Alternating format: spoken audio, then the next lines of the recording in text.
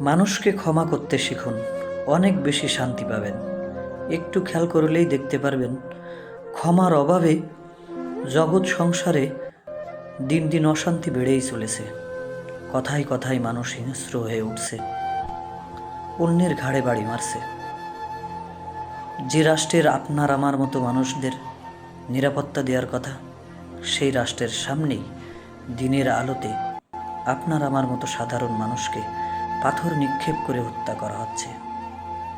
আসলেই কি আমরা আধুনিক সভ্যতায় বসবাস করি, নাকি অনেক আগের অন্ধকারজন্য যুগে বসবাস করি?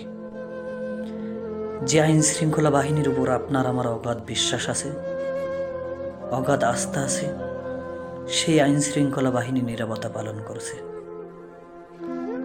আসলেই কি আমরা আমাদের শিক্ষা, সংস্কৃতি আর ঐতিহ্য হারিয়ে ফেলেছি?